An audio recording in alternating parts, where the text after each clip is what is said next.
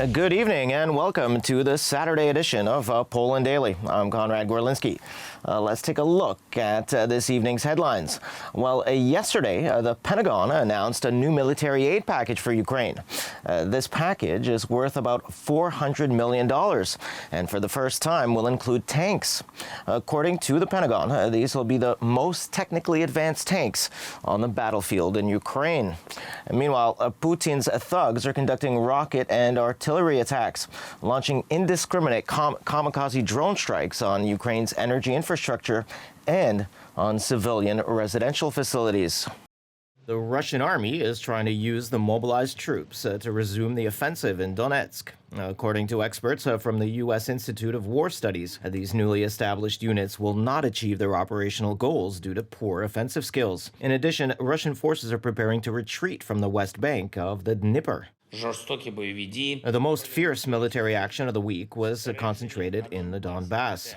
These are Bakhmut and Soledar. We hold our positions in these and several other areas of the Donetsk region. The Russian army has already sacrificed so many of its soldiers and so much equipment that, according to our times, these losses exceed those of the two Chechen wars combined. Ukrainian forces fired on Russian targets near Bakhmut. Kiev achieves its military successes in this area with the use of intercepted Russian artillery. According to Reuters findings, a Russian T-80 tank and mortars were also seized in the area. The equipment is currently being used to attack Russian positions. This mortar was abandoned by the Russians during their retreat in the Kharkiv region. It's called Nona SVK, a high-precision system. In Bakhmut, the situation is difficult. Critical infrastructure, water supply, energy networks, but also other systems necessary for the functioning of the economy and the state. Taking this factor into account, a military action in this direction is of the highest priority. Yesterday, more Russian missiles fell on Makivka near Donetsk. The civil infrastructure was destroyed again. At least one person was killed in the shelling yesterday.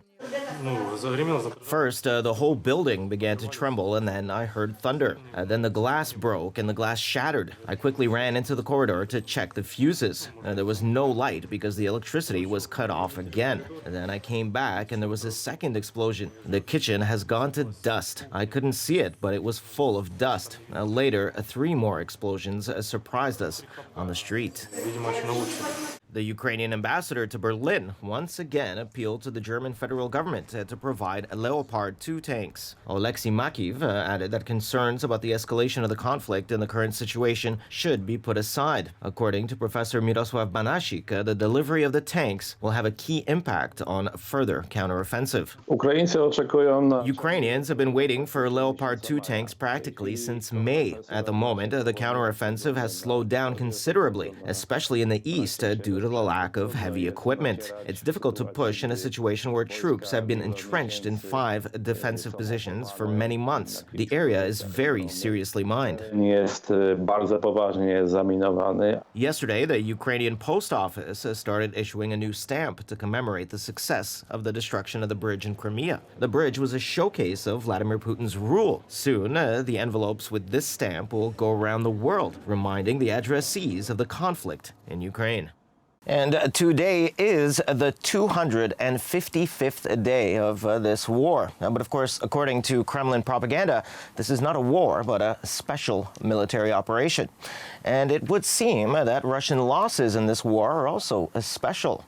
Yesterday, the General Staff, the Armed Forces of Ukraine, reported that Russian losses in this war are, as of Friday, 74,840 soldiers. And 115 of them are those from the latest draft, from this latest mobilization announced by Mr. Putin. Vladimir Putin keeps trying to distort reality. Yesterday, he tried to make the public believe that the real threat to Ukraine is Poland. We are also familiar with Polish political ideas about the creation of a great state, the so-called intermarium. There was a lot of talk about this before World War II. It was a clearly defined idea, from the Baltic Sea to the Black Sea. Now we see Polish and Ukrainian officials hugging each other, but Polish plans are still alive, and the idea of absorbing Ukraine still exists. Meanwhile, the Ukrainian side has presented the latest figures on Russian losses. According to these statistics, nearly 75,000 Russian soldiers have already been killed since February 24th. According to British intelligence, the Russian armed forces are having trouble providing training to soldiers called up under partial mobilization. Regular conscription scheduled for fall will increase the number of recruits and thus make maneuvers more difficult. Russia is conducting training in Belarus due to a lack of training personnel, ammunition, and military facilities. I think it must be openly said that the Russian state is weak. It is inefficient in many aspects, including in the military field. It is simply a backward state. Ukraine, contrary to Russian propaganda, is defending itself all the time. This is thanks to the heroic struggle of the Ukrainian army, but also thanks to the support of Western countries that are sending equipment. Among the countries are the United States, the United Kingdom, and Poland. The head of EU diplomacy, Joseph Borrell, is confident that this time winter will not help Russia win the war. The United States and Western countries have stood by the bravely defending Ukraine all along. On infrastructure, the G7 agreed to create a new coordination group to help repair, restore, and defend Ukraine's energy grid, the very grid that President Putin is brutalizing. The Russians have tried to blackmail Europe with gas. However, they are failing on this front as well. Western countries have successfully found substitutes for the Russian resource. This process has been helped by such projects as the construction of an interconnector between Scandinavia, the Baltic states, and the Visegrad Group. Polish gas security is also ensured by the newly opened Baltic Pipe project. This information does not please Kremlin agitators in Poland. 2 months ago, Piotr Panasiuk excitedly expected Europe to collapse under Russian gas blackmail. Meanwhile, gas prices have returned to pre-February 24th levels. Europeans have filled up storage facilities, and LNG terminals are running at full steam. This has disappointed many comrades. The British daily The Times, citing Russian sources, reported that Russian Security Council Secretary Nikolai Patrushev and Federal Security Service head Alexander Bortnikov are the main architects of the war in Ukraine. All the while, Russian propaganda portrays the invasion of the independent state as a special operation, with the army bringing peace and liberation. Now, more than 100 environmental activists wearing white suits stormed into an area where private jets are kept at Amsterdam's Schiphol Airport this afternoon. They stopped several aircraft from departing by sitting in front of their wheels, while others cycled on bikes on the tarmac. In Spain, a couple of young Extinction Rebellion activists continued the trend of gluing themselves to priceless paintings. The protest was part of demonstrations in and around the airport organized by environmental groups Greenpeace and Extinction Rebellion to protest over greenhouse gas emissions and other pollution caused by the airport and the aviation industry. No delays to commercial flights were reported as of the early afternoon. We want fewer flights, more trains, and a ban on unnecessary short-haul flights and private jets, said Greenpeace Netherlands campaign leader Dewi Zloch. The environmental group says Schiphol is the largest source of carbon dioxide emissions in the Netherlands, emitting 12 billion kilograms annually. Hundreds of other demonstrators in and around the airport's main hall carried signs saying, "Restrict aviation" and "More trains." Responding to the protests, Schiphol said it aims to become an emissions-free airport by 2030 and supports targets for the aviation industry to reach net zero emissions by 2050. The Dutch government announced plans in June for a cap on annual passengers at the airport at 440,000, around 11% below 2019 levels, citing air pollution and climate concerns. Transportation Minister Mark Harbers told Parliament last month his office could not control growing private jet traffic, and the government is considering now whether to include the issue in its climate policy. And in Spain earlier today, a couple of young activists joined their ideological colleagues around the world by supergluing themselves to Francisco Goya's Las Majas masterpiece at the Prado Museum in Madrid. This is another in a series of protests at art galleries from London to Rome to bring attention to what these misguided young people call the climate emergency. Well, as Twitter temporarily closed its offices yesterday amid layoffs, a new CEO Elon Musk directly challenged activist investors at an investor conference in New York City. The social media company said in an email to Twitter's staff that it would tell them by 9 a.m. Pacific time on Friday about staff cuts.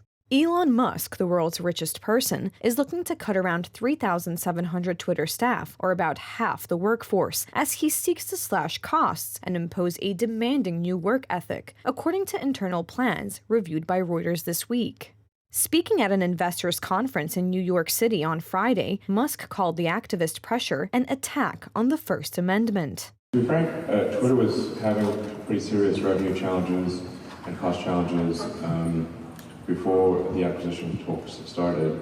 And any company that is dependent on advertising has had a hard time.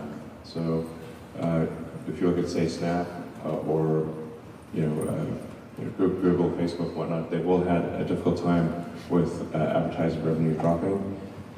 And Twitter is currently more vulnerable than they are to advertising, because most of Twitter's advertising is large brand advertising as opposed to direct response. Musk has promised to restore free speech while preventing Twitter from descending into what he called a hellscape. Yeah, content moderation policies have not changed at Twitter, and it is not okay to engage in hateful conduct on Twitter.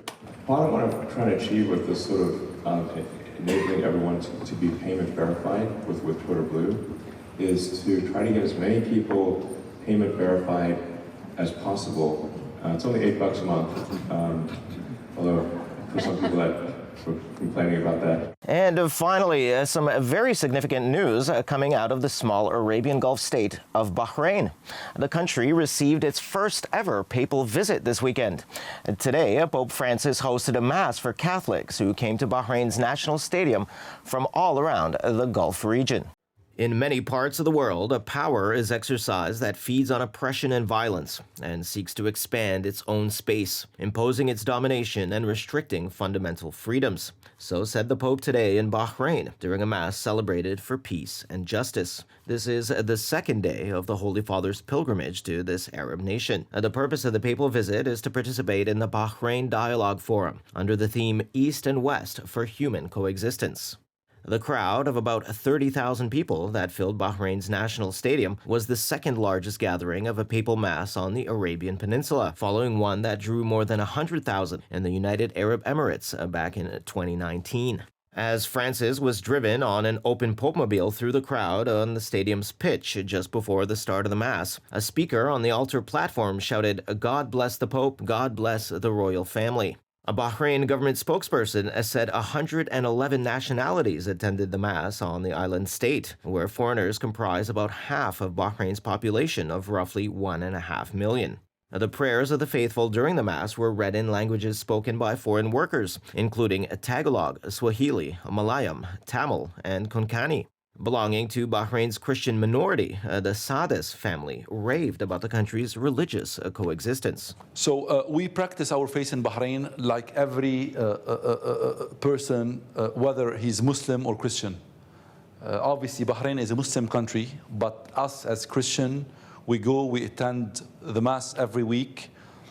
We really feel like we are practicing our beliefs in a peaceful way in Bahrain. And this is one of the pillars. I reiterate this fact that it's a pillar of the Bahraini community, this coexistence between not only Muslim and Christian, but between Bahrainis and non-Bahrainis as well. The Mass was attended by one of the sons of King Hamad bin Isa Al Khalifa and several government ministers. As usual, thanks very much for joining us this evening. Please stay with us for Poland Daily Weather, Poland Daily Business, and other programs. But from me, it's have a wonderful Saturday night.